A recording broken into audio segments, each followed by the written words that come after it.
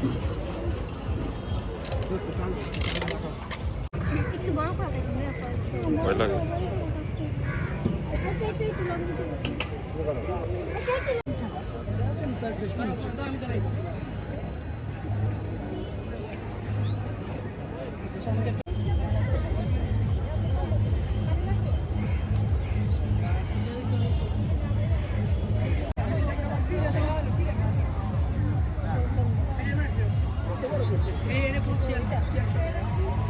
যেটা লাগে এটা একটা রাখতে বাকি দিলে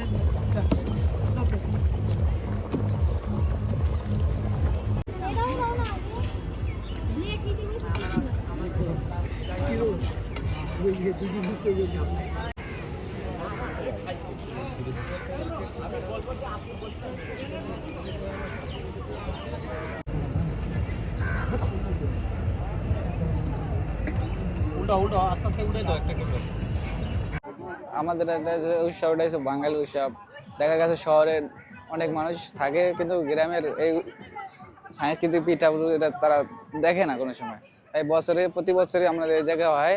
তাই ঢাকা অনেক মানুষের জন্য তাদের জন্য দেখা যাচ্ছে এই অনুষ্ঠানটা করে।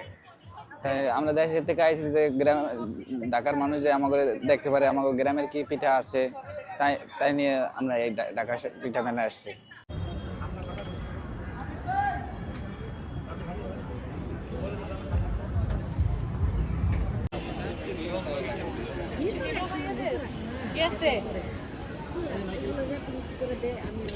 আমাদের নোয়াখালীতে সাইডনা পিঠা বলে, আমরা গোটা পিঠা বলি। কুমিল্লাতে বলে গোটা পিঠা। না, নোয়াখালীতে সাইডনা পিঠা।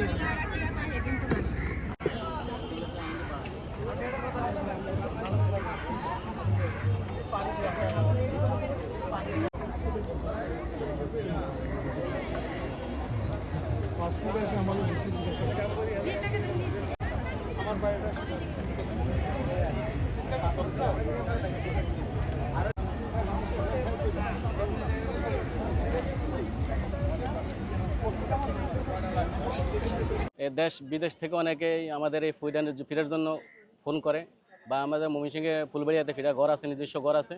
সেই জন্য বাংলাদেশ শিল্পকলা একাডেমি আসার উদ্দেশ্য হলো ময়মনসিংহের ফিডাগুলোকে পরিচিত করার জন্য মূলত এখানে আসা।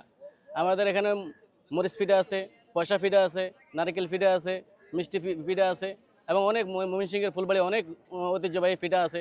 সেই জন্যই মালপোয়া, সেই জন্যই এই শিল্পকলা একাডেমি আসা। এটা কি আছে গরম করতে বললেন?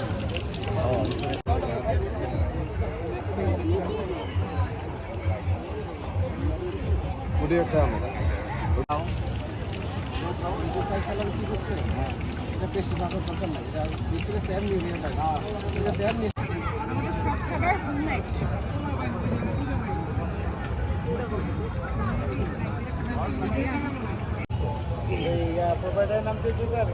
ইয়ার নাম কি? ওনার ছোট ভাই না তুমি?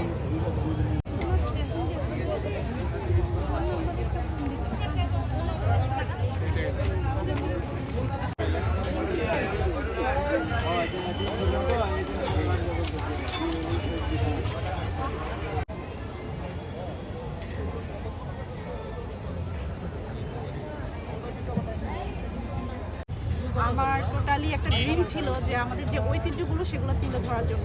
বর্তমান যে জেনারেশন আছে তারা হচ্ছে ফাস্টফুড খাবারের জন্য আমাদের এই ঐতিহ্যবাহী খাবারগুলো সবগুলো হারিয়ে ফেলতেছে। নতুন প্রজন্ম যারা আছে হয়তো তারা এইসব পিঠা চিনেও না।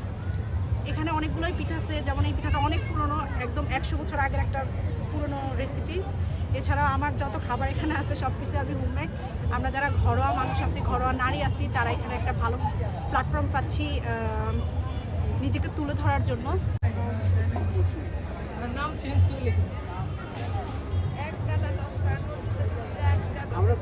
আমার কথা শুনেন, আমার যে লোকগুলো এগুলো লোক তাহলে আনবে না।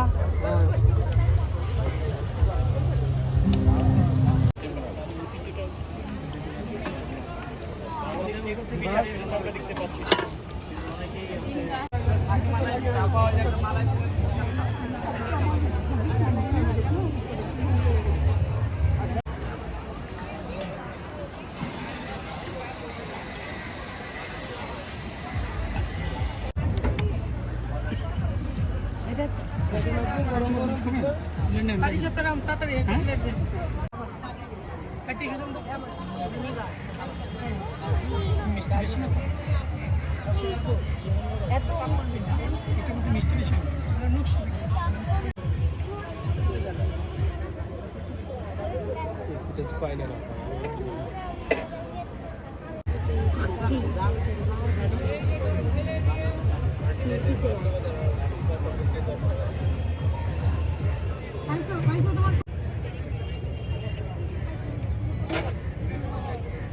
আজকে কি শেষ এটা?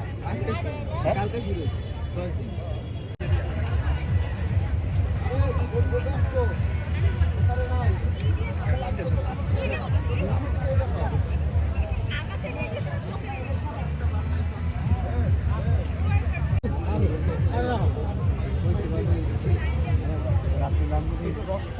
সকালে রাত্রে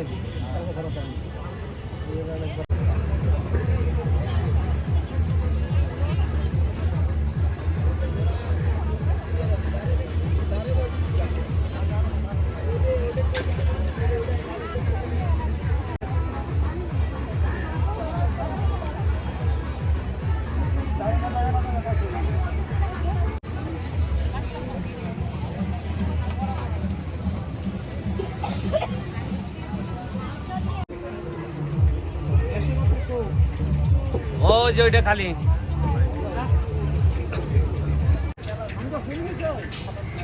দিদি হয়ে গেছে